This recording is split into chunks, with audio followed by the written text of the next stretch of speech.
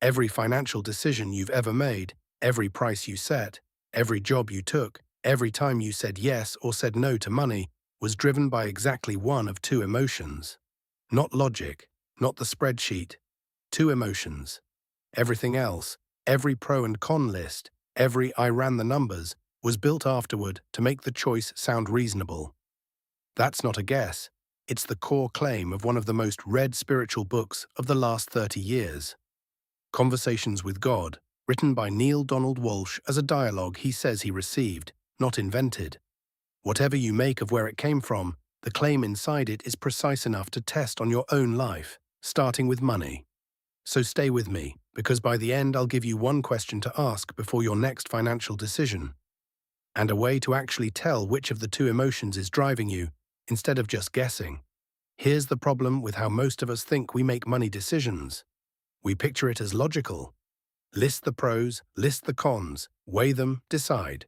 But watch yourself closely the next time a real financial choice shows up. Whether to raise your rate, take the job, make the investment, leave the safe thing for the uncertain thing. And you'll catch something uncomfortable. The feeling shows up first. The decision is basically made in the first few seconds. The list of reasons comes after, and its real job isn't to decide anything. It's to defend what you already felt. This isn't a flaw in your character, it's how the mind is built.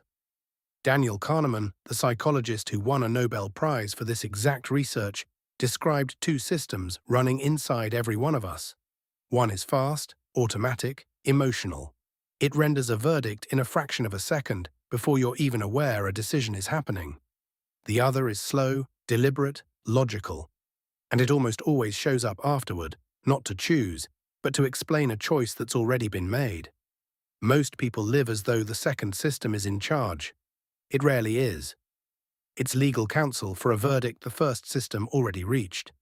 So if feeling decides first, the real question isn't how to think more clearly about money. It's which feeling is doing the deciding, and this is exactly where Walsch's book gets specific in a way most spiritual teaching doesn't bother to.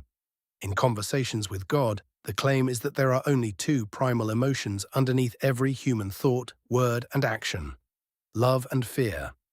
Every other emotion, pride, ambition, even excitement, is one of those two wearing a different outfit. Applied to money, this means every financial choice you make is, underneath the spreadsheet, either a fear-based choice or a love-based choice. Fear-based, protecting, controlling, playing it safe, avoiding a feared outcome. Love-based, trusting, contributing, expanding, choosing from what you actually value rather than what you're afraid of losing. Here's where I need to be precise, because this is also where it gets misused. Love-based doesn't mean reckless. Fear-based doesn't mean every cautious choice is wrong. A love-based decision can absolutely involve caution. You can decline a bad deal calmly, from clarity, with nothing to do with fear at all. The actual difference isn't whether you said yes or no, it's what's running underneath the yes or no. Fear-based caution feels like contraction, a tightening, a need to protect something, a story about what you'll lose. Love-based caution feels like clarity, spacious, clear-eyed, nothing urgent about it. So how do you actually tell them apart in the moment, instead of philosophizing about it after the fact? This is the part of the book that turns into something usable. The text gives an exact definition for three measures, and they're simpler than you'd expect. The highest thought is whichever thought contains joy. The clearest words are whichever words contain truth. The grandest feeling is the one you'd actually call love. And here's the part that makes it practical instead of just poetic. The claim is that these three are interchangeable. Find the option that's genuinely joyful, and it will also turn out to be the true one and the loving one. They're not three separate hurdles to clear one after another. They're three different doors into the exact same room. Picture two freelancers, both deciding whether to raise their rate for the first time in 2 years. The first reasons it through. If I raise it, I might lose the client.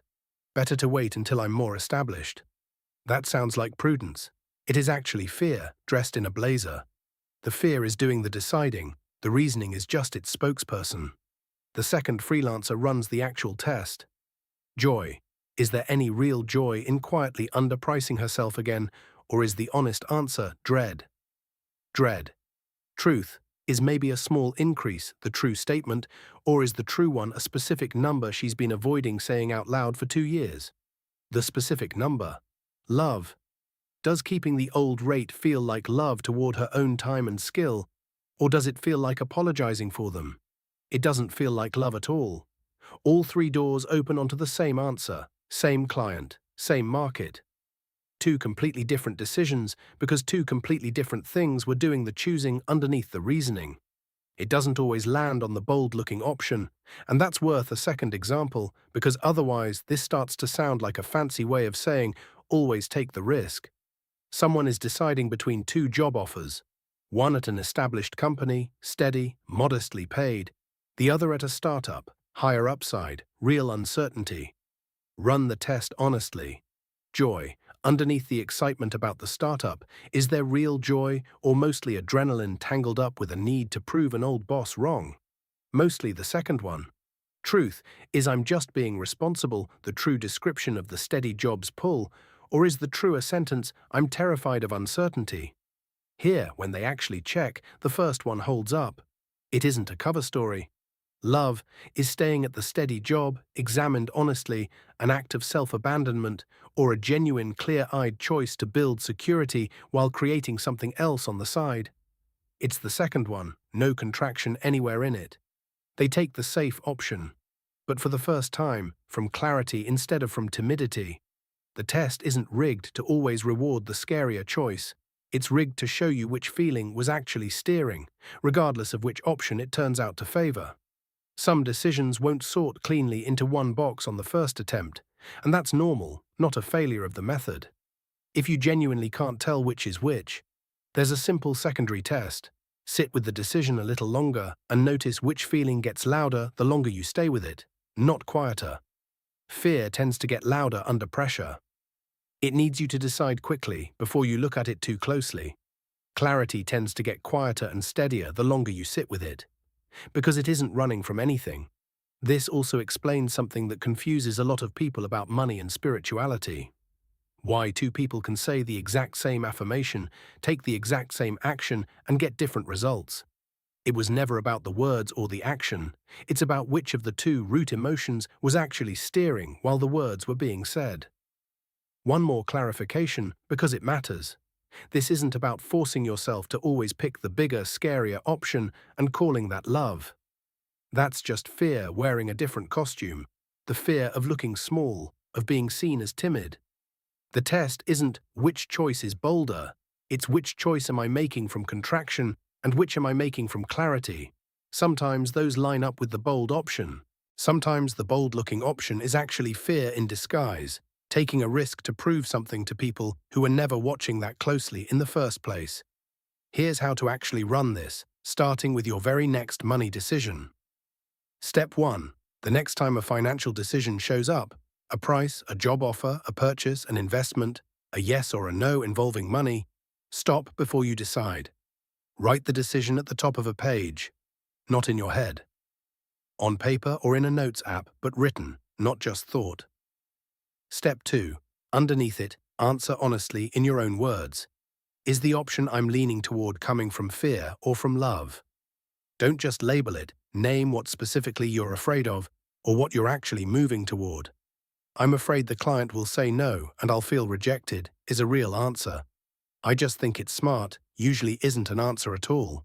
It's the lawyer showing up before you've interrogated the witness. Step 3. Run the actual 3-part test underneath that. Which option, looked at honestly, contains joy rather than dread? Which option's description of itself is actually true, instead of the more flattering story you'd tell someone else about it? And which option, felt in your body, is the one you genuinely call love rather than fear wearing a calmer voice?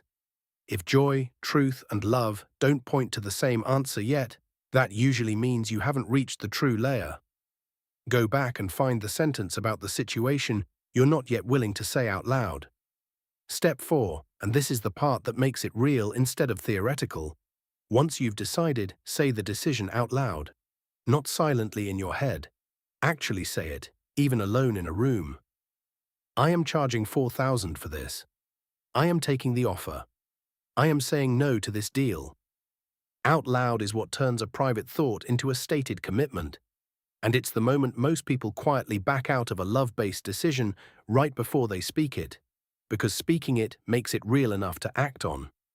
Do this for the next 30 days, every time money is on the table. Keep a simple tally, nothing elaborate, just a mark for fear, a mark for love, next to each decision. You're not trying to get a perfect score. You're trying to see the pattern that's been running your financial life quietly enough that you never had to look at it directly before. After 30 days, look at the tally. Most people doing this for the first time are startled by how lopsided it is. Not because they're cowardly, but because nobody ever taught them there were two different engines under the hood, let alone how to tell which one had been driving. This isn't a guarantee that every love-based decision pays off financially, and I'm not going to pretend otherwise just to wrap this up neatly. Some love-based choices won't work out. Some fear-based ones will look, on paper, like they protected you.